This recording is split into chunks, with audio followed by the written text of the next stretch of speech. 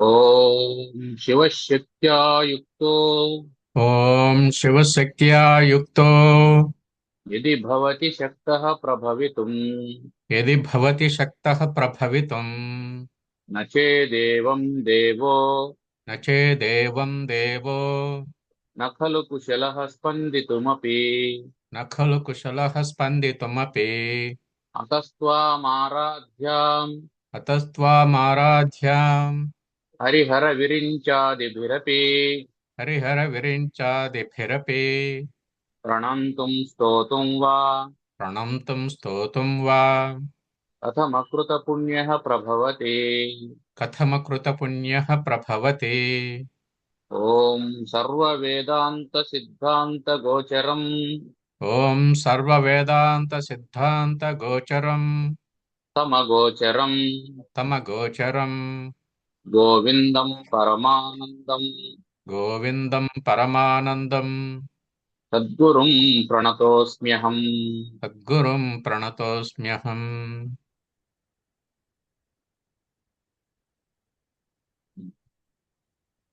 జగద్గురు శంకరాచార్యుల వారు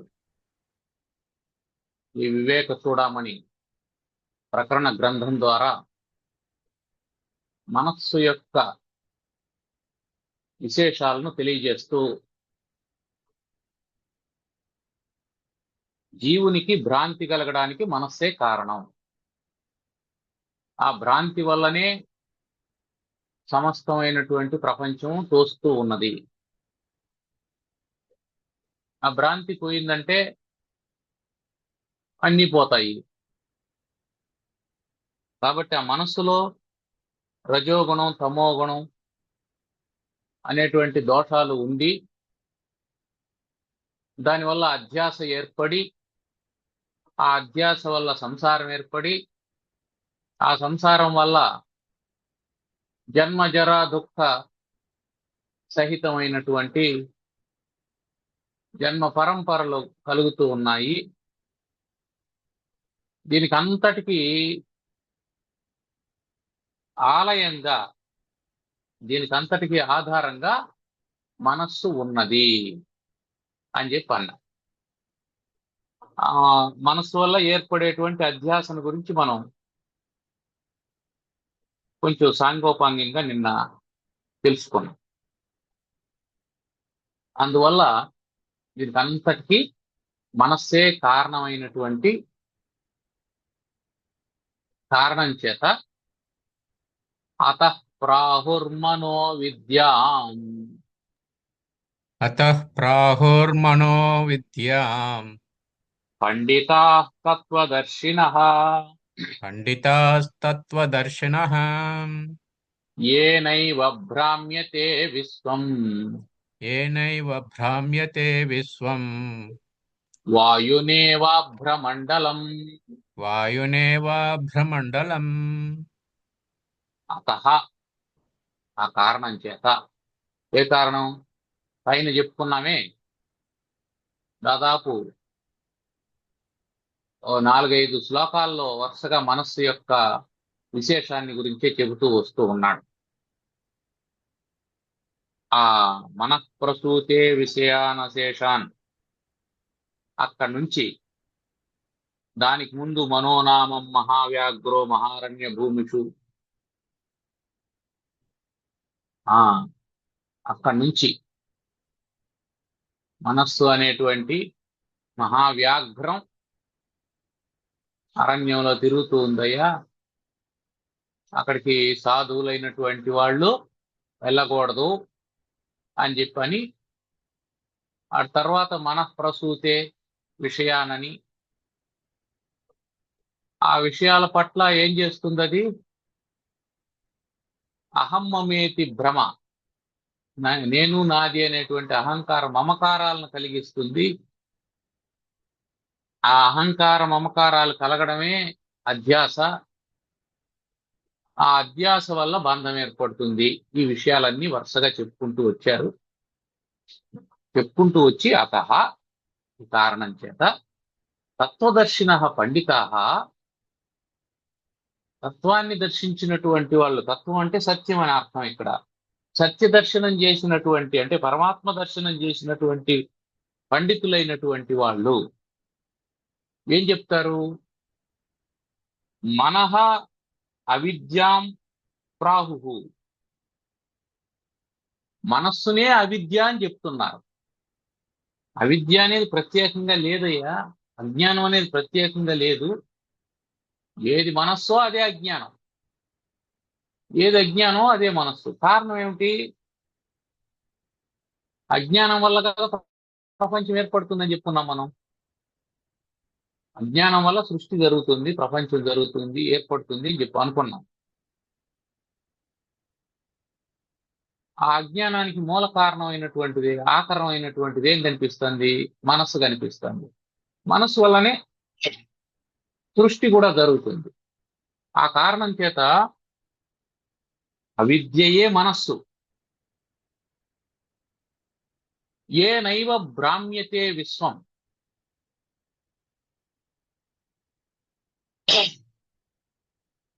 ఈ అవిద్య వల్లనే విశ్వమంతా కూడా విశ్వ భ్రమణం జరుగుతూ ఉంది. భ్రమణం అంటే ఏమిటి? గుండ్రంగా జరగడం. జన్మజరా మృత్యు జన్మజరా మృత్యు వలయం అన్నమాట ఇది. సృష్టి స్థితి లయలు అనేటువంటి వలయం విశ్వానికి సమష్టిలో తీసుకున్నప్పుడు సృష్టి స్థితి లయ అనేటువంటి వలయం ఉంటది. వ్యష్టిలో జీవునికి తీసుకున్నప్పుడు జన్మ జర మృత్యువులు అనేటువంటి వలయం ఉంటది. ఇలా ఈ వలయంలో తిరుగుతూ తిరుగుతూ ఉన్నటువంటి జీవునికి ఆ తిరగడానికి కారణభూతమైనటువంటిది మనస్సు అని పండితులు చెప్తున్నారు. ఎలా అంటే వాయునా ఇవ అభ్రమండలం. అభ్రమండలం అంటే మేఘమండలం.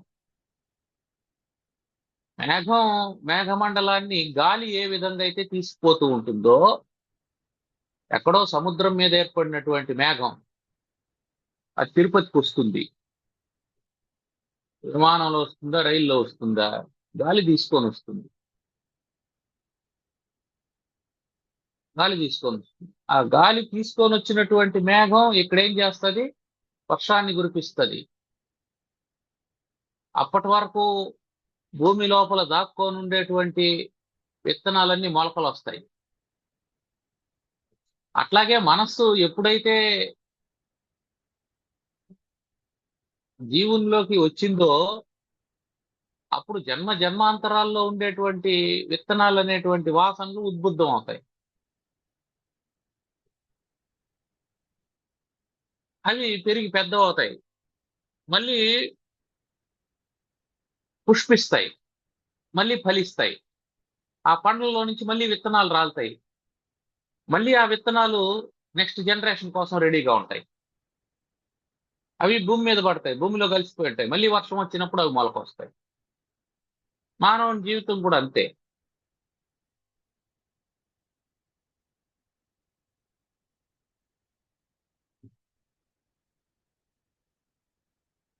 మానవుని జీవితం కూడా అంతే.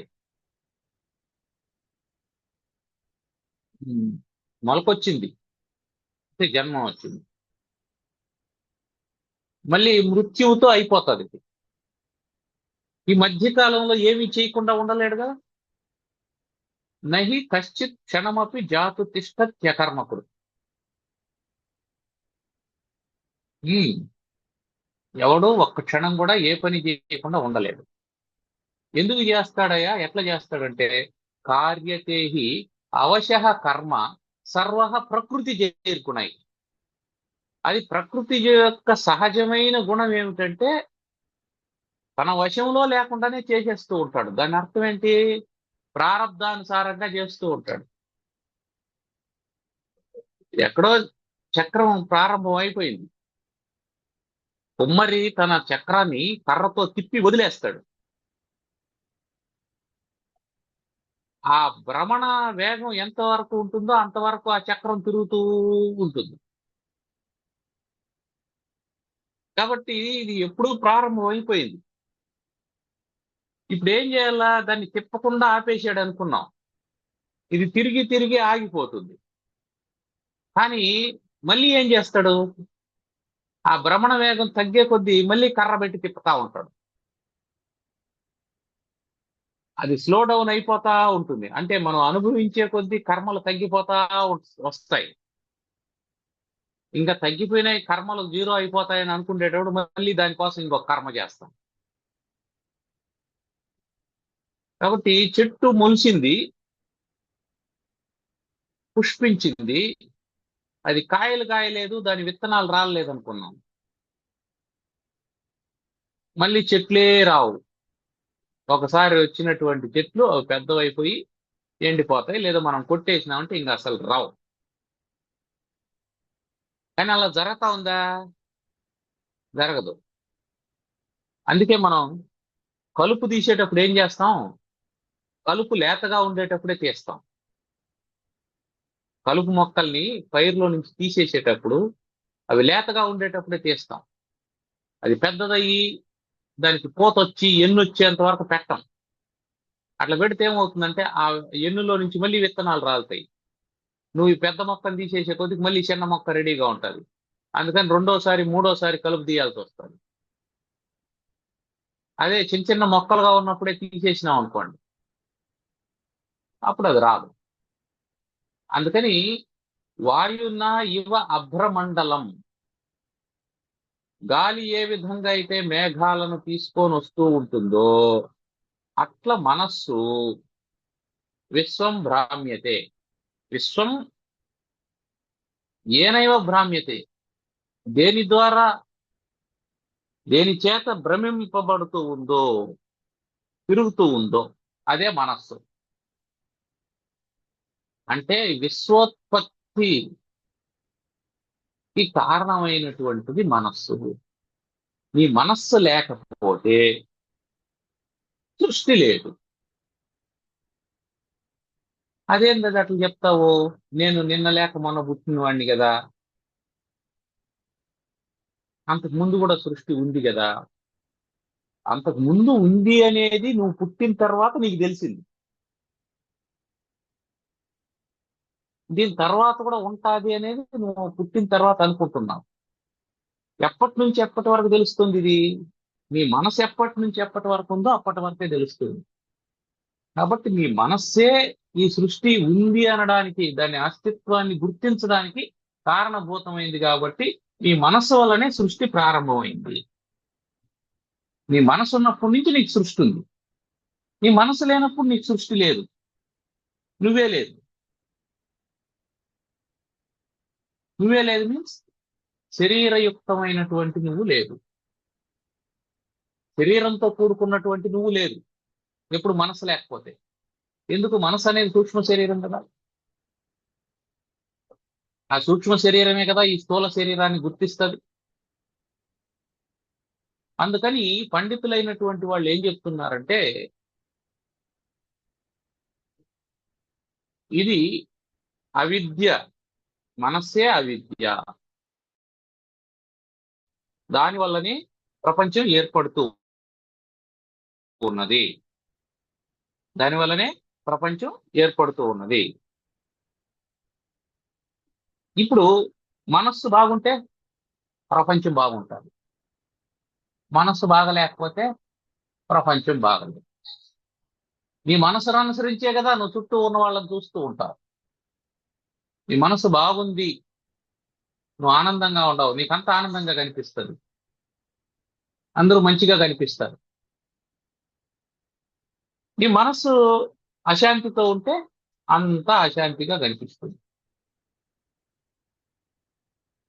అందుకే ఏమంటారంటే, అపారే విశ్వ సంసారే, మామూలుగా కావ్య సంసారే నుండి ధ్వన్యాలోకంలో, అపారే కావ్య సంసారే కవిరేవ ప్రజాపతి అని. అంటే కావ్య ప్రపంచంలో కవే బ్రహ్మదేవుడు. కవి సరసుడు అనుకున్నాం, కావ్యం సరసంగా ఉంటుంది. కవి విరక్తుడు అనుకున్నాం, కావ్యం నీరసంగా ఉంటుంది. అంటే అతను ఎలా కావాలనుకుంటే ఆ విధంగా కావ్యాన్ని మార్చేస్తాడు. అదే విధంగా మనస్సు కూడా అపారే విశ్వ సంసారే మన ఏవ ప్రజాపతి, మనస్సే ప్రజాపతి, మనస్సే బ్రహ్మ. నీ మనస్సు బాగుంది, ఈవిడు నీ మనస్సుకు ఏమి ఇష్టమో దాన్ని నీ ఇంట్లో చూడొచ్చు. నీ ఇంట్లో వస్తువులు ఏముంటాయి? నీ మనసుకి ఇష్టమైనటువంటివి ఉంటాయి. నీ మనసుకి ఇష్టం లేనటువంటివి నీ ఇంట్లో ఉండవు. అందువల్ల నీ ఇల్లు చూడగానే నీ ఇష్టాలు ఏమిటో తెలిసిపోతా ఉంటాయి.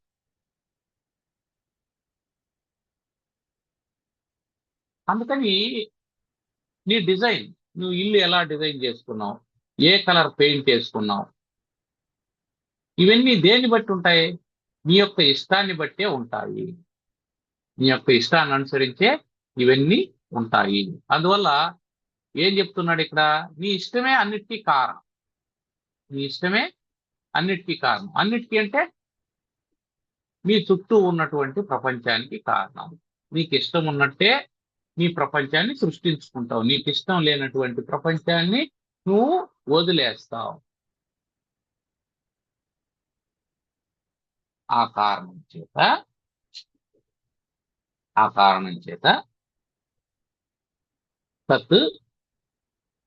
తర్వాత తన్మనఃశోధనం కార్యం తన్మనః శోధనం కార్యం ప్రయత్నేన ముముక్షుణా ప్రయత్నేన ముముక్షుణా విశుద్ధే సతి చేతస్మిన్ విశుద్ధే సతి తస్మిన్ ముక్తి కరఫలాయతే. ముక్తిః కరఫలాయతే. తత్ ఆ కారణం చేత. ఏ కారణం చేత? మనస్సే విశ్వాన్ని సృష్టిస్తూ ఉన్నటువంటి కారణం చేత, మనస్సే నీకు అనుకూల ప్రతికూల జ్ఞానాన్ని కలిగిస్తూ ఉన్నటువంటి కారణం చేత, ఈ అనుకూల ప్రతికూల జ్ఞానం వల్లనే నువ్వు ధర్మాధర్మాలు ఆచరిస్తూ ఉన్నటువంటి యుక్తాయుక్త కార్యాలను ఆచరిస్తూ ఉన్నటువంటి కారణం చేత, ఈ మనస్సే నీ చేత విహిత నిషిద్ధ కర్మలను చేయిస్తూ ఉన్నటువంటి కారణం చేత, దానివల్లనే శుభాశుభ వాసనలు వస్తున్నటువంటి కారణం చేత, వాటి వల్లనే నీకు ఉత్తర జన్మలు కలుగుతూ ఉన్నటువంటి కారణం చేత, ఈ ఉత్తర జన్మలు కలిగితే నీకు మోక్షం లేదు గనక ఈ జన్మతోనే సరిపెట్టుకోవాలి, నీకు మోక్షం కావాలనేటువంటి ఆకాంక్ష ఉన్నది గనక ముముక్షు అయినటువంటి వాడు. తత్ ఈ కారణం చేత, పైన చెప్పినటువంటి కారణం చేత ముముక్షు అయినటువంటి వాడు ఏం చేయాలా? ప్రయత్నేన, చాలా గట్టి ప్రయత్నంతో, మనఃశోధనం కార్యం, మనఃశోధనను చెయ్యాలి. శోధన అంటే శుద్ధి చేయడం. మనస్సును శుద్ధి చేసుకోవాలి. మనస్సును శుద్ధి చేసుకోవడం అంటే ఏంటి? అందులో వాసనలు లేకుండా చేయడం. విత్తనం వేయాలంటే ఏం చేస్తాడు రైతు? పొలాన్ని దున్నుతాడు. దున్ని వెంటనే విత్తనాలు వేసేయడు. దున్నిన తర్వాత అలాగే పెడతాడు. ఇది మొదటి సాలు దున్నుతాం. అప్పటి వరకు మొలిచి ఉండేటువంటి మొక్కలన్నీ దున్నినప్పుడు ఏమవుతాయంటే అది మట్టి కిందికి పడిపోయి చనిపోతాయి. మొలవకుండా ఉండేటువంటి విత్తనాలు ఉంటాయి. ఇప్పుడు మొదటిసారి దున్నిన తర్వాత అవి మొలకలు వస్తాయి. ఇప్పుడు మళ్ళీ రెండోసారి దున్నుతాడు. రెండోసారి దున్నితే ఆ మొలకలు కూడా చనిపోతాయి. అంటే ఏమర్థం? తాను విత్తనం వేయకముందే ఏం చేస్తున్నాడు? భూమి లోపల ఉండేటువంటి అతనికి అవసరమైన అవాంఛనీయ, అతనికి అనవసరమైన విత్తనాలను మొలకెత్తింపజేసి వాటిని లేకుండా చేసి, అంటే కలుపు లేకుండా చేసుకొని పైరు వేసే ప్రయత్నం చేస్తాడు. కాదు కూడదని ఉంచితే మళ్ళీ ఒకసారి కలుపు తీయించి ఆ కలుపు మొక్కలు లేకుండా చేస్తాడు. దానివల్ల ఏమవుతాయి? ఏ మొక్క పెరగాలని అతను వ్యవసాయం చేస్తున్నాడో అది మాత్రమే పెరుగుతుంది. మిగతావి లేకుండా చేసుకుంటాడు. అందుకని ముముక్షు అయినటువంటి వాడు ఏం చేయాలా? రైతు ఏ విధంగా అయితే పొలాన్ని శుద్ధి చేసుకుంటాడో ఆ విధంగా మనఃశోధనం కార్యం. నువ్వు కూడా రైతే. నీలో ఏం పండించుకోవాలి? నీలో సాధన చతుష్టయ సంపత్తిని పండించుకోవాలి. సాధన చతుష్టయ సంపత్తిని పండించుకోవాలంటే ముందుగా ఏం చేయాలా? మనస్సును శుద్ధి చేసుకోవాలా. దానికి ప్రయత్నేనా అని ఒక మాట వాడాడు, అది చాలా ముఖ్యం. దాని అర్థం ఏంటి? శుద్ధి చేసుకోవాలంటే అందరూ చేసుకోవచ్చు కదా అని. అందరూ చేసుకోవచ్చు కదా. రాయి మామూలు పాత్ర అయితే ఎవడైనా కడిగేస్తాడు. కనిపించే పాత్ర అయితే ఎవడైనా కడుగుతాడు. అది కనిపించని పాత్ర. మనస్సు అనేది నీకు కనిపించదు. మూతంతా జిడ్డు జిడ్డుగా ఉందే అని అన్నాం అనుకో, ఏం చేస్తాడు? ఫేస్ వాష్ చేసి కడిగేస్తాడు, శుభ్రంగా వచ్చేస్తాడు, తలతలా అని వచ్చేస్తాడు.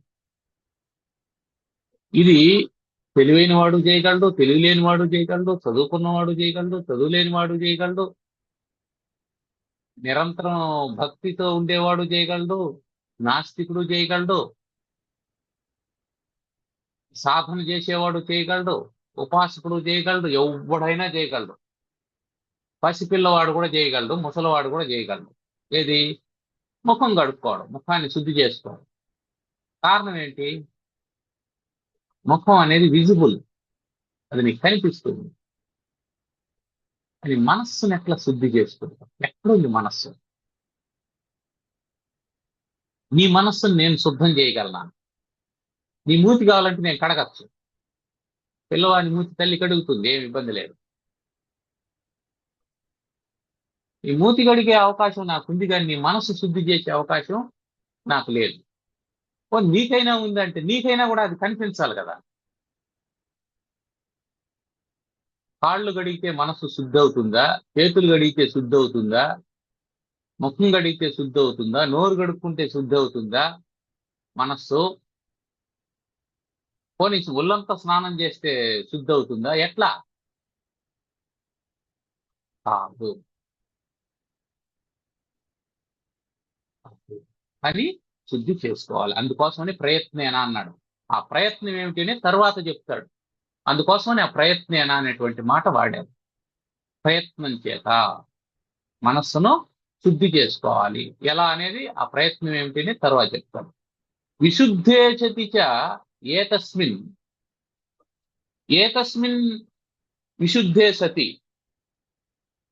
ఈ మనస్సు ఎప్పుడైతే విశుద్ధే సతి శుద్ధం అవుతూ అవుతూ అవుతూ ఉంటుందో అప్పుడు ముక్తి కరఫలాయతు. అప్పుడు మోక్షం చేతిలో ఉన్నటువంటి పండు అయిపోతుంది, అంటే సులభం అయిపోతుంది అని అర్థం. చేతిలో పండు ఉందంటే తినడమే. ఇంకా చెట్టు మీద పండు ఉందంటే అది సులభం కాదు. చెట్టు ఎక్కాలా, కోసుకోవాలి, జాగ్రత్తలు తెచ్చుకోవాలి, తినాలి, ఇది పని ఉంటుంది. చేతిలో ఉన్న పండుని తినేయచ్చు. కాబట్టి పండు చేతిలోకి రావాలంటే ఏం చేయాలా? మనస్సును శుద్ధి చేసుకోవాలా. విశుద్ధే చతిజ ఏతస్మిన్ ఏతస్మిన్ విశుద్ధే సతి. ఏది? మనస్సు. మనసి విశుద్ధే సతి. మనసు శుభ్రం అవుతూ ఉంటే, పైగా శుద్ధే సతి అనలే, విశుద్ధే సతి అన్నా. అంటే కేవలం శుభ్రం కావడం కాదు, పూర్తిగా శుభ్రం కావడం. అంటే అర్థం ఏంటంటే మళ్ళీ మళ్ళీ రాకుండా అని. వ్యవసాయం చేసే వాళ్ళకి తెలిసి ఉంటుంది. తుంగ జాతి గడ్డి ఉంటుంది, గరిక జాతి గడ్డి ఉంటుంది. ఈ తుంగ జాతి గరిక జాతి నేల మీద పైన అల్లుకుంటూ ఉంటుంది. ఇప్పుడు మనం పార తీసుకొని దాన్ని జాగ్రత్తగా చెక్కేసినాం అనుకున్నాం, నేల శుభ్రంగా కనిపిస్తుంది. కనిపిస్తుంది. అంతా శుభ్రం చేసేసినామని అనుకుంటాం. రాత్రికి మంచు పడుతుంది, పొద్దునకి మళ్ళీ చిన్న మొలకలు కనిపిస్తాం. 2 రోజుల తర్వాత మళ్ళీ దట్టంగా ఉంటుంది. ఇట్లా నువ్వు ఎన్నిసార్లన్నా చెక్కతా ఉండు, నీ ఓపిక అది వస్తానే ఉంటుంది. ఇప్పుడు ఏం చేయాలా? అట్లా శుద్ధి చేయకూడదు నాయనా, దాన్ని శుద్ధి అంటాం. నేలను చెక్కేస్తాడు, ఇప్పుడు ఏదన్నా ఫంక్షన్ ఏర్పాటు చేయాలని అనుకున్నాం, ఏం చేస్తాం? ఆ గడ్డి అంతా చెక్కేస్తాం, పైన చెక్కేసి దాని మీద పట్ట వేసుకుంటాం, ఫంక్షన్ చేసుకుంటాం, అయిపోతుంది. కానీ అక్కడే వ్యవసాయం చేయాలనుకున్నాం అనుకో, అప్పుడేం చేయాలా? పైన చెక్కేస్తే సరిపోదు, దాన్ని దున్నాల. దున్ని తుంగ అయితే దానికి గడ్డలు ఉంటాయి, తుంగ గడ్డలు ఉంటాయి, ఆ గడ్డలను తీసేయాల. గరికైతే దానికి లోపల వేరు ఉంటుంది, ఆ వేరును పూర్తిగా తీసేయాల. చిన్న వేరున్నా మళ్ళీ మొలకొస్తుంది, దాని లక్షణం అది. అందువల్ల విశుద్ధే సతి అంటే అర్థం ఏంటంటే సమూలంగా శుద్ధం చేయడం. గరికను తుంగను ఏ విధంగా దున్ని శుభ్రంగా వేర్లతో సహా తీసేస్తామో, అట్లా మనసులో ఉండేటువంటి వాసనలన్నింటినీ విశుద్ధే సతి పూర్తిగా శుభ్రం చేస్తే అప్పుడు ముక్తి కరఫలాయతే. దీనికోసమే కదా మనం ఎన్ని చేస్తాండేది. కాబట్టి రహస్యం చెప్పేశాడు, అయ్యా నీకు దుఃఖం ఉన్నది, సుఖం కూడా ఉంది, దాన్ని కాదని చెప్పడం లేదు. ఈ సుఖ దుఃఖాలు వస్తూ పోతూ ఉన్నాయి, ఏది శాశ్వతంగా ఉండడం లేదు. కొంతసేపు దుఃఖం ఉంటుంది, కొంతసేపు సుఖం ఉంటుంది, ఎక్కువ భాగం దుఃఖమే ఉంటుంది. దీన్ని పోగొట్టుకోవాలని అనుకున్నాం. ఇవి ఎక్కడి నుంచి వచ్చినాయి అని చూశాం, మనస్సు ద్వారా వస్తుంది అని తెలిసింది. కాబట్టి ఏం చేయాలా? మనస్సు ద్వారా వస్తుందని తెలిసినప్పుడు మనస్సును పోగొట్టుకోవాలి. మనస్సు పోయిందంటే పోతుందా అంటే, మనస్సు జీవుడు సమనీయతాలు కాబట్టి మనసు పోయింది అంటే అర్థం ఏంటంటే ప్రాణం పోయింది అని అర్థం. అప్పుడేమవుతుంది? ఆ ప్రాణం మళ్ళీ ఇంకొక శరీరంలోకి ప్రవేశిస్తుంది. ఇంకో శరీరంలోకి ప్రవేశించినప్పుడు మళ్ళీ అక్కడ ఇవే ఉంటాయి, తంతే ఉంటాయి. అందుకని ఈ శరీరంలో ఉన్నప్పుడే విత్తనాలన్నింటినీ వేయించేయాలా, మనసులో ఉండే వాసనలన్నింటినీ వేయించేయాలా, లేకుండా చేసుకోవాలా. ఎందుకు అంటే మనస్సే మొత్తానికి కారణమైంది అనేది మనం విచారణ ద్వారా తెలుసుకున్నాం. ప్రపంచం ఎట్లా ఏర్పడుతుందంటే మనస్సు వల్ల ఏర్పడుతుంది. అలా ఏర్పడినటువంటి ప్రపంచంతో జీవునికి సంబంధం ఉంది. ఆ సంబంధాన్ని కలిగించేది కూడా మనస్సే. ఆ సంబంధం వల్ల అనుకూల ప్రతికూల జ్ఞానం కలుగుతుంది. ఆ అనుకూల ప్రతికూల జ్ఞానం వల్ల విహిత నిషిద్ధ కర్మలు జరుగుతూ ఉంటాయి. ఆ కర్మలకు మళ్ళీ శుభాశుభ వాసనలు వస్తాయి. వాటి వల్ల మళ్ళీ ఉత్తర జన్మలు వస్తూనే ఉంటాయి. ఇదంతా ఆలోచన చేసినప్పుడు దీనికి అంతటి కారణం మనస్సు. మనస్సే సమస్త విషయాలను సృష్టిస్తూ ఉన్నది. మనస్సే ఈశ్వర రచితమైనటువంటి సృష్టి పట్ల భ్రాంతిని కలిగిస్తూ ఉంది. మనస్సే శరీరం నేను అనేటువంటి భ్రాంతిని కలిగిస్తుంది. శరీరానికి వచ్చేటువంటి ప్రారంభవశాత్తు వచ్చేటువంటి అనేకమైనటువంటి హాని వృద్ధులను తనవిగా భావించి దుఃఖాన్ని పొందేటట్టు చేస్తూ ఉన్నది. అందువల్ల మనస్సే సమస్తానికి కారణమై ఉన్నది. తత్ దేర్ఫోర్ మనఃశోధనం కార్యం. నువ్వు ముముక్షువైతే, నీకు మోక్షాపేక్ష ఉంటే నువ్వు మనస్సును శుభ్రం చేసుకో. ఇఫ్ నాట్, ఇంత శాస్త్రం అవసరం లేదు. ఎప్పుడైతే విశుద్ధం అవుతుందో అప్పుడు నీకు మోక్షం కరతలామలకు ఉంటుంది. ఇప్పుడు దీన్ని ఎలా చేసుకోవాలి అనేదాన్ని తర్వాత చెప్తుంది. మోక్షైక సత్యా విషయేషు రాగం మోక్షైసక్త్యా విషయేషు రాగం మోక్షైకసత్యా విషయేషు రాగం మోక్షైకసత్యా విషయేషు రాగం నిర్మూల్య సన్యస్య చ సర్వకర్మ నిర్మూల్య సన్యస్య చ సర్వకర్మ నిర్మూల్య సన్యస్య చ సర్వకర్మ నిర్మూల్య సన్యస్య చ సర్వకర్మ సత్శ్రద్ధయా యః సచ్శ్రద్ధయా యః శ్రవణాధినిష్ఠో శ్రవణాదినిష్ఠో రజస్వభావం రజస్వభావం సధునోతి బుద్ధేః సధునోతి బుద్ధేః సరే యహ ఎవడైతే ఎవడంటే ముముక్షువు అని యహ ఎవడైతే మోక్షైక సత్య మోక్ష ఏక సత్య మోక్షము ఒక్కటే ఆసక్తి కలిగినటువంటి విషయంగా భావిస్తాడో అంటే మోక్షమునందే ఆసక్తి కలిగి ఉంటాడో వాడు యహ ఎవడైతే మోక్షైక సత్య అంటే ముముక్షువు అని అర్థం. మోక్షం పట్ల ఆసక్తి కలిగిన వాడు ముముక్షు. ముముక్షు ఏం చేయాలనుకున్నాం?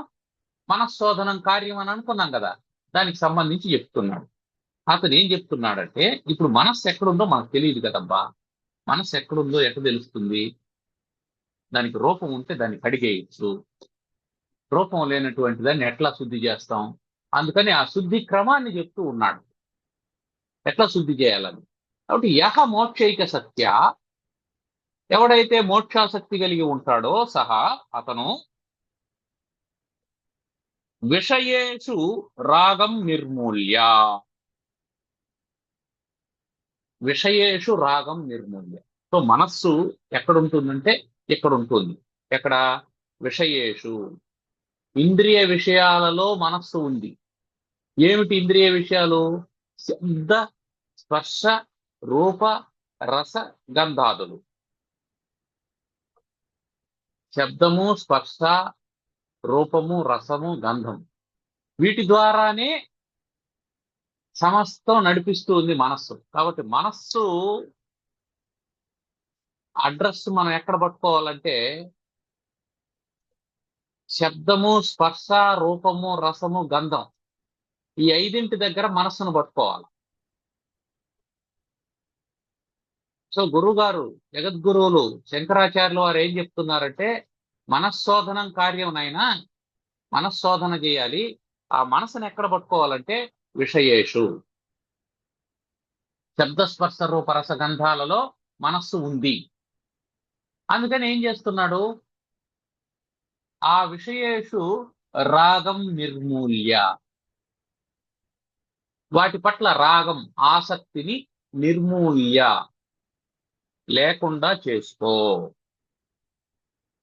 నిర్మూలించి ఆ తర్వాత ఏం చేయాలా? శబ్దాది విషయాల పట్ల ఆసక్తిని నిర్మూలించి. సరే, శబ్దస్పర్శ రూపరసగంధాల పట్ల ఆసక్తిని నిర్మూలించినంత మాత్రాన జీవితం గడిచిపోతుందా? గడవదు. నీకు ఆసక్తి ఉన్నా లేకపోయినా కర్మలు చేయాలి కదా.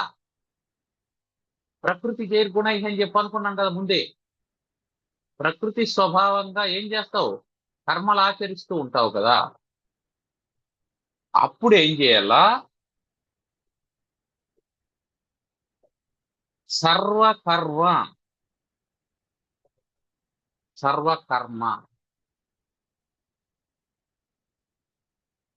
సన్యస్య,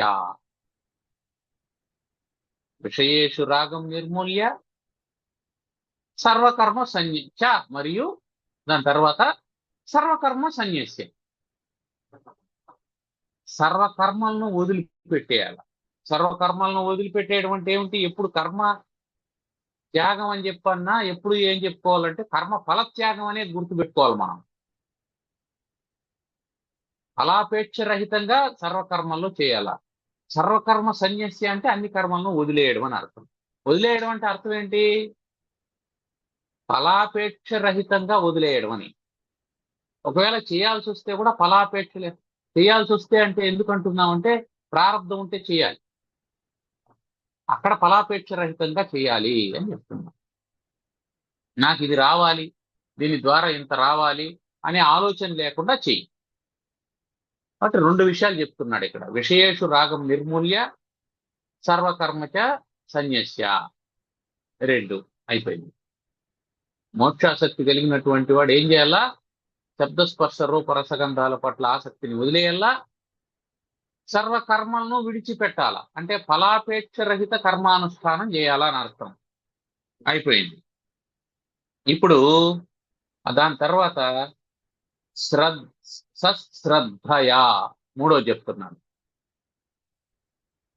సత్శ్రద్ధయా, సత్తు శ్రద్ధ, అసత్ కాదు. సత్పదార్థం పట్ల శ్రద్ధ. ఇక్కడ మంచి శ్రద్ధ, చాలా విపుటమైనటువంటి శ్రద్ధతో అని సత్శ్రద్ధకు అర్థం. కానీ ఇక్కడ విశేషమైనటువంటి అర్థం ఏంటంటే సత్పదార్థం పట్ల శ్రద్ధతో అని. అసత్పదార్థం పట్ల మంచి శ్రద్ధ ఉండాల్సిన వాడు. పైన చెప్పినటువంటి శబ్దస్పర్శ రూపరసగంధాల పట్ల నాకు మంచి శ్రద్ధ ఉందండి, ఆహా, దాని గురించి కాదు చెప్తున్నది. సత్ శ్రద్ధ అని అంటే అర్థం ఏంటంటే సత్ అనే దేని లక్షణం? పరమాత్మ లక్షణం. ఇందాక చెప్పుకున్నాం మనం. నిన్న అధ్యాస గురించి చెప్పేటప్పుడు నేను ఉన్నాను, చూస్తున్నాను, వింటున్నాను, తింటున్నాను, ఇవన్నీ సత్ లక్షణాలు అని చెప్పి అనుకున్నాం. సత్తా స్ఫురణలు ఉంటాయి పరమాత్మకని, ప్రాథమిక లక్షణం అది. ఆ సత్పదార్థం పట్ల శ్రద్ధ. ఆ శ్రద్ధతో ఏం చేయాలా? శ్రవణాది నిష్ఠ, శ్రవణము మొదలైనటువంటి వాటి యందు నిష్ఠ కలిగి ఉండాలి. శ్రవణము మొదలైనటువంటివి అంటే శ్రవణ మనన నిధిధ్యాసాల పట్ల నిష్ఠ కలిగి ఉండాలి. మూడు చెప్పాడు. విషయం పట్ల రాగాన్ని వదిలిపెట్టాలి, నిర్మూలించాలి అన్నాడు. ఎందుకంటే అది మీ ప్రమేయం లేకుండానే ఉంటుంది కాబట్టి దాన్ని తీసేయాలి. సర్వకర్మ సన్యస్య, తర్వాత సత్శ్రద్ధయ శ్రవణాది నిష్ఠ.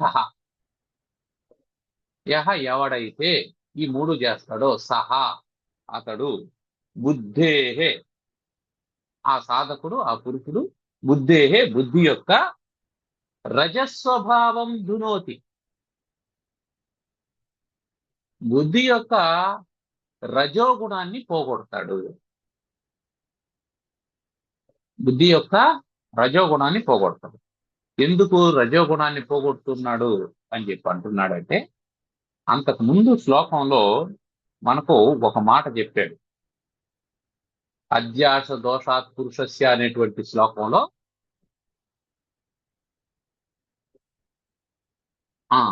దాంట్లో రజస్తమో దోషవత అని చెప్పి అన్నాడు కదా.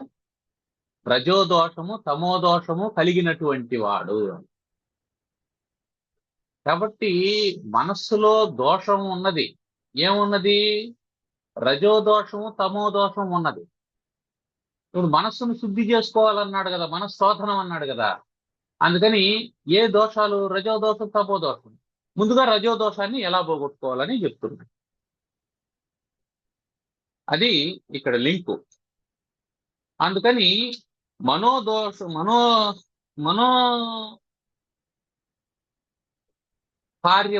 మనఃకార్యములైనటువంటి సర్వ ప్రపంచాన్ని మనం శుద్ధి చేయలేం. అందువల్ల మనస్సునే శుద్ధి చేసుకోవాలా. కారణం ఏమిటి? మనస్సు సంతోషంగా ఉంటే ప్రపంచం సంతోషంగా ఉంటుంది, మనస్సు దుఃఖంతో ఉంటే ప్రపంచం దుఃఖమయంగా కనిపిస్తుంది. అందుకని మనస్సే సర్వానికి కారణమవుతూ ఉన్నది కనుక మోక్షాసక్తి కలిగినటువంటి సాధకుడు మొట్టమొదటి పనిగా ఏం చేయాలి? విషయేషు రాగం నిర్మూల్య, ఇంద్రియ విషయాలైనటువంటి శబ్ద స్పర్శ రూప రసగంధాల పట్ల ఆసక్తిని నిర్మూలించుకోవాలి. నిర్మూలించాలి అంటే అర్థం ఏంటంటే ఉన్నవి పోగొట్టుకోవడం అని అర్థం. ఆ నిర్మూల శబ్దంలో కూడా కీలకం ఉన్నది. ఏమిటి ఆ కీలకం అంటే నిర్మూల. మూలం అంటే వేరు అని అర్థం. నిర్మూల అంటే అర్థం ఏంటి? వేర్లతో సహా పీకేయాలి అని అర్థం. మనం ఇందాక తుంగగడ్డిని పీకడం గురించి చెప్పుకున్నామే, వేర్లతో సహా. అట్లా విషయేషు రాగం నిర్మూల్య. దాన్ని పోగొట్టుకోమని చెప్పలేదు, వేర్లతో సహా తీసేయమని చెప్తున్నాడు. వేర్లతో సహా. నిర్మూల్య అనే పదానికి ప్రత్యేకత అది. నిర్మూలం అంటే మూలంతో సహా తీసేయడం, వేర్లతో సహా తీసేసి. సర్వకర్మ సన్యస్య. సర్వకర్మ సన్యాసం. సన్యాసం అంటే ఏమిటి? సత్ న్యాసం, పూర్తిగా వదిలిపెట్టేయడం. అంటే ఇక్కడ ఎక్స్క్యూజ్ లేదు చూడు దేంట్లో అయినా. విషయేషు రాగంలో నిర్మూల్య అన్నాడు, పూర్తిగా తీసే అన్నాడు. ఎక్స్క్యూజ్ లేదు, కొంచెం ఉంటే పర్వాలేదా, 10% మిగిలిపోతే. నో. సర్వకర్మ సన్యస్య, అక్కడ కూడా 5% మిగిలితే పర్వాలేదా? నో. కొన్ని శ్రవణం చేసేటప్పుడు సత్శ్రద్ధయ్య, అక్కడ కూడా 10% ఇటు అటు ఉంటే పర్వాలేదండి. నో. అందుకని ఈ నిర్మూల్య, సన్యస్య, సశ్రద్ధయ అనేటువంటి పదాల్లో ఉండేటువంటి ఆ ప్రిఫిక్సెస్ ఉన్నాయే, అవి ఏం చెప్తాయంటే నువ్వు ముందే ఫిక్స్ అయిపోని. నువ్వు పూర్తిగా తీసేయడానికి ఫిక్స్ కావాయా, అది దాంట్లో ఉండేటువంటి రహస్యం. అది చేస్తే అప్పుడేమవుతుంది? నీ రజస్వభావం, బుద్ధేహే రజస్వభావం దునోతి. దునోతి అంటే దూరం చేస్తాడు అని అర్థం. ఎవడు? సహ దునోతి. ఎవడు? యహ, ఎవడైతే విషయేషు రాగం నిర్మూల్య సర్వకర్మచ సన్యస్య శ్రద్ధయ సత్శ్రద్ధయ శ్రవణాది నిష్ఠో భవతి సహ రజస్వభావం స్వీయ బుద్ధే రజస్వభావం దునోతి. అతడు తన బుద్ధిలో ఉన్నటువంటి రజస్వభావాన్ని దూరీకరిస్తాడు. రజోగుణం వల్ల ఏమవుతుంది? రజోగుణం వల్లనే సృష్టి ప్రారంభం. సృష్టికి కారణమైనటువంటిది కదా రజోగుణం. కాబట్టి సృష్టి వల్లనే కదా నీకు ఇవన్నీ జరుగుతున్నాయి. ఆ సృష్టి మనసు ద్వారా కదా జరుగుతుంది. ఆ మనసులో ఉండేటువంటి రజోగుణం పోయిందంటే, ఇక్కడ బుద్ధేహే అనడం వల్ల మనం ఏం చేయాలో అంతఃకరణం అనేటువంటి మాటను తీసుకోవాలి. అంతఃకరణంలో ఉండేటువంటి రజోగుణం పోతుంది.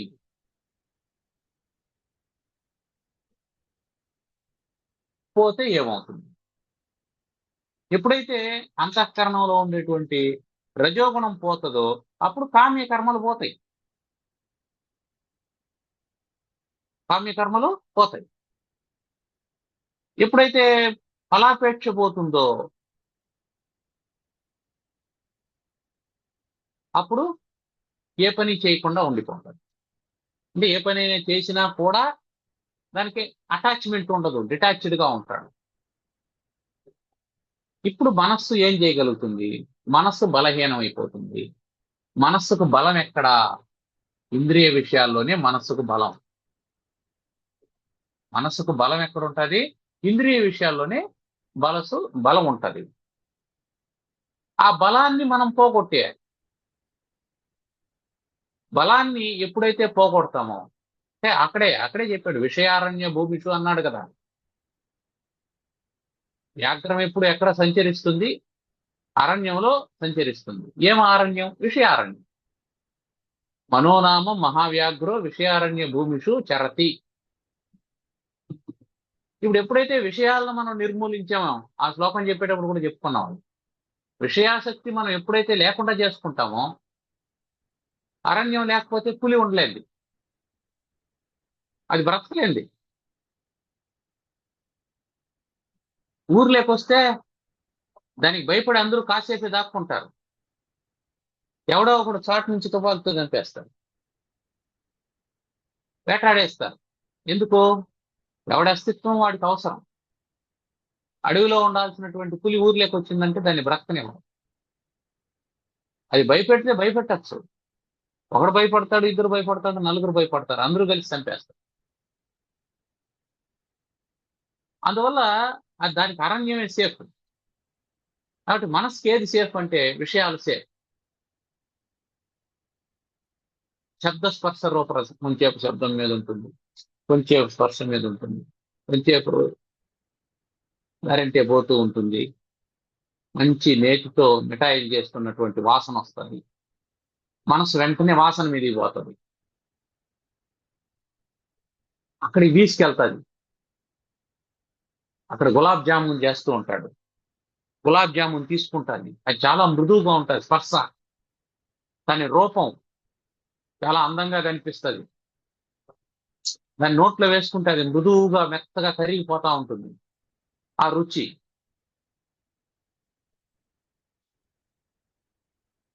ఇవన్నీ ఏం చేస్తున్నాయి? ఆకర్షిస్తూ ఉంది. ఇప్పుడు మనసు ఎక్కడ వెళ్ళిపోయింది? అయ్యా నువ్వు షుగర్ పేషెంట్, గులాబ్ జామున్ తినకూడదంటే కూడా అది వినదు. అక్కడ బుద్ధిని అధిగమిస్తుంది మనస్సు. దానికి విషయాలు తోడైనాయంటే వివేకాన్ని సప్రెస్ చేస్తుంది. బుద్ధి యాక్టివ్గా ఉన్నప్పుడే వివేకం పనిచేస్తూ ఉంటుంది. మనస్సు యాక్టివ్గా ఉన్నప్పుడు విషయాల పట్ల ఉండేటువంటి రాగం పనిచేస్తూ ఉంటుంది. ఆ విషయాల పట్ల రాగం ఎప్పుడైతే ఉంటుందో ఆ విషయాసక్తి మోక్షాసక్తిని లేకుండా చేస్తుంది.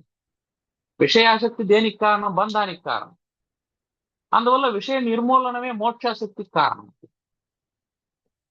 విషయ నిర్మూలనం ఎప్పుడైతే జరగదో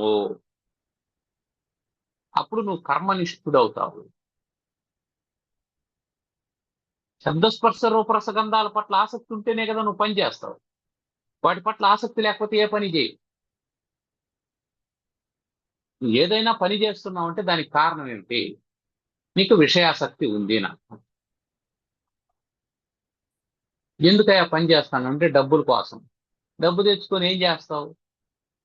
నీకు ఇష్టమైనటువంటి శబ్దం, నీకు ఇష్టమైనటువంటి స్పర్శ, నీకు ఇష్టమైనటువంటి రసము, నీకు ఇష్టమైనటువంటి రూపం, నీకు ఇష్టమైనటువంటి గంధం, దాన్ని ఏర్పాటు చేసుకోవడం కోసం నీకు ధనం అవసరం. అందుకని నువ్వు కర్మనిష్ఠుడవుతావు. నువ్వు కర్మ చేయడమే ఇంద్రియ విషయాలను ఫుల్ఫిల్ చేసుకోవడం కోసం. ఇప్పుడు విషయాల పట్ల రాగం లేదు అని అంటే నీకు తెలియకుండానే ఏమవుతుంది చెప్పు? కర్మ తగ్గిపోతుంది. ఎట్లయినా సరే నేను ప్లాట్ కొనాలి, ఇల్లు కట్టాలి అని అనుకున్నాడు అనుకో, వానికి వచ్చే జీతం సరిపోవడం లేదు. అందుకని ఆఫీస్ అయిన తర్వాత పార్ట్ టైం ఉద్యోగం కూడా చేస్తాడు, 2 ఉద్యోగాలు చేస్తాడు. ఇల్లు కట్టేసినాడు అనుకో, ఇప్పుడు నాకు అంత అవసరం లేదనుకుంటే ఆ పార్ట్ టైం ఉద్యోగాన్ని వదిలేస్తాడు. ఇప్పుడు దీంట్లో కూడా 8 గంటలు పని చేస్తా అన్నాడు అనుకున్నాం, ఇంత జీతం అక్కర్లేదు మనకు, ఏదో వస్తాంది అని అనుకున్నప్పుడు ఏం చేస్తాడు? నేను 4 గంటలే వస్తానండి, పార్ట్ టైం చేస్తాను అని అంటాడు. అంటే ఏమవుతుంది? నీకు అవసరాలు తగ్గే కొద్దీ నీ శ్రమ తగ్గిపోతా ఉంది. అవసరాలు నువ్వు కల్పించుకుంటున్నావా? అవే ఉన్నాయా? అంటే ఇక్కడ ఏం చెప్తున్నాడు? ఇండైరెక్ట్ గా ఏం చెప్తున్నాడంటే నువ్వు మినిమలైజ్ చేసుకో, అప్పుడు నీ కర్మ తగ్గిపోతుంది. నీ విషయాల పట్ల రాగాన్ని తగ్గించుకుంటూ రా. నాకు ఫలానా త్యాగరాజ కీర్తనలు అంటే ఇష్టం అండి, మంచిదే, ఎవరు కాదని చెప్పలేదు. ఇప్పుడు త్యాగరాజ కీర్తనలు నేను రెగ్యులర్ గా వినాలంటే దానికి కావాల్సినటువంటి ఎక్విప్మెంట్ నేను కొనుక్కోవాలి. దానికి ఇయర్ ఫోన్స్ కొనుక్కోవాలి, దాంట్లోకి ఒక చిప్ కొనుక్కోవాలి, ఆ చిప్ లో ఈ త్యాగరాజ కీర్తనలన్నింటినీ ఫీడ్ చేసుకోవాలి, దాంట్లో పెట్టుకోవాలి. అది నిరంతరం ఛార్జింగ్ పెట్టుకోవాలి, దాన్ని క్యారీ చేయాలి. ఒక్క త్యాగరాజ కీర్తన అంటే నాకు ఇష్టము, నేను దాన్ని వింటాను అన్నందుకు నువ్వు ఇదంతా చేయాలి. ఇవంతా చేయాలంటే దీనికి డబ్బు కావాలి. దీనికి డబ్బు కావాలంటే నీ బడ్జెట్ లో నువ్వు కొంత కేటాయించుకోవాలి నీ జీతంలో నుంచి. కేటాయించడానికి కుదరలేదు అని అంటే దీనికోసం అదనంగా పనిచేయాలి. కేవలం త్యాగరాజ కీర్తన వినాలనుకున్నటువంటి కోరికకే, మిగతాది కాదు. నువ్వు చాపేసుకొని పడుకుంటూ ఉన్నావు, నీ శరీరానికి అది ఒత్తుకుంటూ ఉంది, దీని మీద ఒక పరుపు వేసుకుంటే బాగుండు అని, స్పర్శ, ఒక మృదువైనటువంటి పరుపు వేసుకుంటే బాగుండు అని చెప్పి అన్నది. ఆ స్పర్శ కోసం నువ్వేం చేస్తావు? పరుపు కొనాలి. పరుపు కొనాలంటే డబ్బు ఉండాలి. డబ్బు ఉంటే కూడా నీకు నచ్చినటువంటి పరుపు కావాలి. అది ఇక్కడ దొరకకపోతే ఇంకెక్కడి నుంచో తెప్పించుకోవాలి. ఈ పని అయితే చెయ్యాలి కదా. అంటే నువ్వు చేస్తున్న పని అంటే అర్థం ఏంటంటే నీకు విషయాల పట్ల రాగం ఉంది నా. ఈ విషయాల పట్ల రాగాన్ని తగ్గించుకున్నావు అనుకో. ఇప్పుడు నాకు మహమ్మద్ రఫీ పాటలు వినాలని కానీ, త్యాగరాజ కీర్తనలు వినాలని కానీ అట్లేం లేదు. ఏదైనా సమయానికి వినిపిస్తే వింటాను, లేదంటే లేదు అనే భావంతో ఉన్నాం అనుకోండి. అప్పుడు ఈ సౌండ్ సిస్టమ్, ఈ వ్యవహారం, ఇయర్ ఫోన్స్ ఇవన్నీ కొనాల్సినటువంటి అవసరం లేదు. దానికోసం అదనంగా పనిచేయాల్సిన అవసరం లేదు. నాకు చాప సరిపోతుంది, మంచం అవసరం లేదు, పరుపు అవసరం లేదు, నేను కింద పడుకుంటాను, దానికి దిండు కూడా అవసరం లేదు, చెయ్యిని తల కింద పెట్టుకుంటాను అని అనుకున్నా ఉంటుంది. ఓ 30-40 వేలు ఇచ్చి మంచం కొనాల్సిన అవసరం లేదు, 15-20 వేలు ఇచ్చి బెడ్ కొనాల్సినటువంటి అవసరం లేదు, ఓ 2-3 వేలు ఇచ్చి దానికి దిండ్లు కొనాల్సినటువంటి అవసరం లేదు, ఇంకో 2 వేలు ఇచ్చి దానికి బెడ్షీట్ కొనాల్సినటువంటి అవసరం లేదు. అంటే ఒక 40-50 వేలు మిగులుతుంది. ఆ 40,000-50 వేలు నువ్వు సంపాదించడానికి చేయాల్సినటువంటి శ్రమ నీకు లేదు. అంటే ఒక్కొక్క కోరిక నిన్ను ఎంత శ్రమకు గురి చేస్తుంది అని చెప్తున్నాను. అందువల్ల విషయాల పట్ల నీకు ఎప్పుడైతే ఆసక్తి ఉంటుందో అప్పుడు నువ్వు కర్మలు చేయడం మొదలు పెట్ట. ఈ రెండు ఒక స్టెప్. నీకు మోక్షాశక్తి కలిగినప్పుడు ఏం చేయాలా? శ్రవణ మనన నిధిధ్యాసలు చేయాల. శ్రవణ మనన నిధిధ్యాసలు చేయాలంటే శ్రవణానికి నీకు సమయం ఉండాలా వద్దా? ఇప్పుడు శ్రవణం అనేది శబ్దం అవునా కాదా? అప్పుడు ఆ శబ్దం పట్ల ఆసక్తి ఉంటే మోక్షము, ఈ శబ్దం పట్ల ఆసక్తి ఉంటే బంధము అనేది ఏమన్నా ఉందా? ఉంది. అది నీకు బంధాన్ని కలిగించేటువంటి శ్రవణం. నువ్వు ఒక పాట విన్నావు,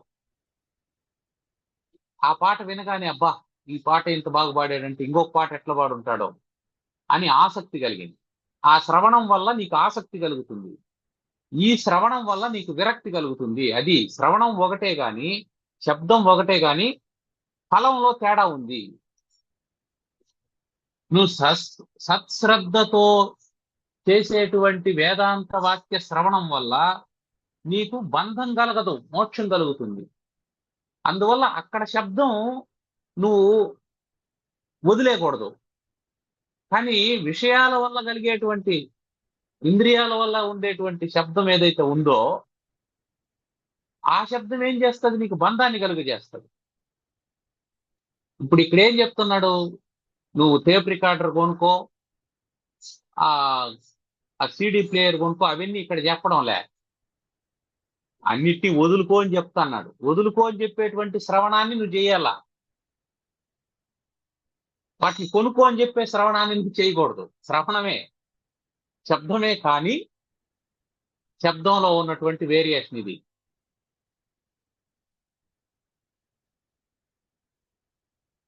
రూపమే కానీ భగవంతుని రూపంతో నీకు బంధం ఏర్పడితే వచ్చే నష్టమేం లేదు. కానీ లౌకికమైనటువంటి రూపాలతో నీకు బంధం ఏర్పడితే నష్టం కలుగుతుంది. అందుకని మోక్షైక సక్తుడైనటువంటి వాడు మొదటి పని ఏం చేయాలా? విషయాల పట్ల రాగాన్ని తగ్గించుకోవాలి.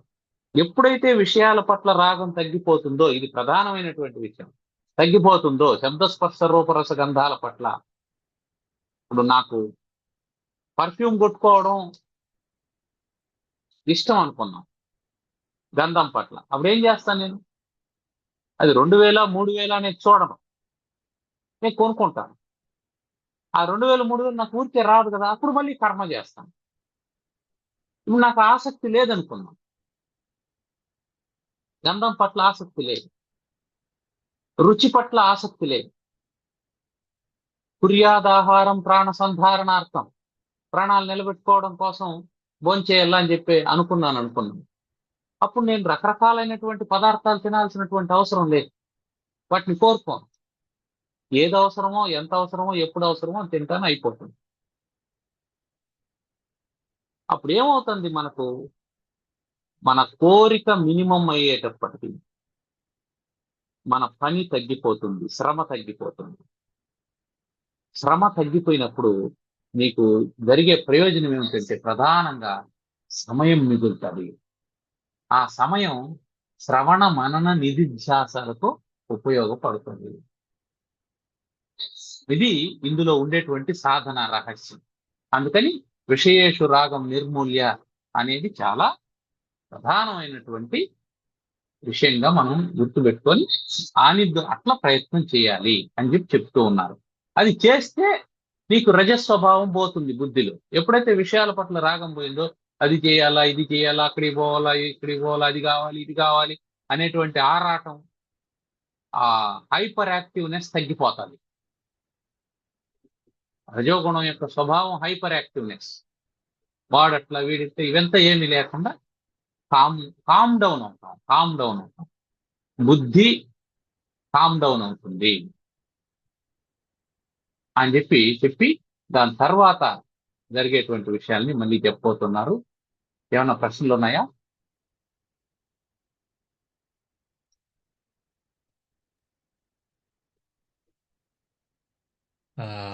సాధారణంగా ఉమ్, ఆ, అంటే ఆసక్తితో కర్మలు చేస్తే శరీరము, మనసు, బుద్ధి మొత్తం అలసట చెందుతుంది. ఉమ్, ఎప్పుడైతే సర్వ కర్మలు సన్యస్య అంటే ఆ ఆసక్తి, విషయాసక్తి లేకపోతే ఏ పని చేసినా ఎక్కడ అలసట అనేది లేకుండా 24 గంటలు పని చేసే విధంగా అంత ఇది దొరుకుతుంది. అవును.